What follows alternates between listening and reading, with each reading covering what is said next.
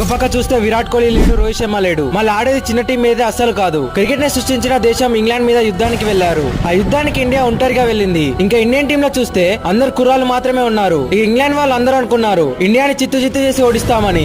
కానీ వాళ్ళ కలగానే మిగిల్చారు మా వీళ్ళు ముగ్గురు. అసలు ఏమన్నా బ్యాటింగ్ క్రికెట్ ని సృష్టించిన వాళ్ళకి చుక్కలు కనబడేలా చేశారు. ఒకడు కాకపోతే ఇంకొకరు నా దేశాన్ని తక్కువ అంచనా వేస్తే మేమెందుకు కూరుకుంటామని చెప్పి దొరికినట్లు వీర బాదులు బాగుతుంటే అసలు ఎందుకురా మేము ఇండియాతో పెట్టుకున్నామని అనిపించేలా చేశారు మా వీళ్ళు. శుభ్మన్ గిల్ కి డెబ్యూ కెప్టెన్సీ అయినా సరే ఇంత కూడా జంకకుండా విరాట్ కోహ్లీ లేని లోటు తీర్చాడు. ఇంక ఓపెనింగ్ లో జైస్వాల్ సేమ్ మన రోహిత్ శర్మ లాగానే స్టార్టింగ్ లోనే ఊత కొట్టు స్టార్ట్ చేసి ఇండియాకి మంచి టోటల్ వచ్చేలా చేశాడు. వీళ్ళిద్దరు అవుట్ అయిన తర్వాత ఇంకా ఇంగ్లాండ్ టీం వాళ్ళంతా ఈ సిచ్యువేషన్ నార్మల్ గా వచ్చిందని సంతోషపడ్డారు. కానీ సంతోషం వాళ్ళకి ఎక్కువ కాలం లేదు. అప్పుడు వచ్చాడు ఒక ఎంఎస్ ధోని. చివరిలో వచ్చి ఎంత విధ్వంసం చేసి వెళ్తాడో అలాగే రిషబ్ పంత్ కూడా ఎంఎస్ ధోని రూపంలో వచ్చి తన బ్యాటింగ్ తో వచ్చాడు, సెంచరీ కొట్టాడు, తన సెలబ్రేషన్ చేశాడు. నిజంగా ఈ టెస్ట్ మ్యాచ్ చరిత్రలో నిలిచిపోతుంది మావా. ఈ సిరీస్ లో ఎవరు గెలుస్తారో ఇప్పుడే కామెంట్స్ లో చెప్పండి. మీరు ఇండియా విన్ అవుద్ది అనుకుంటే ఇప్పుడే మన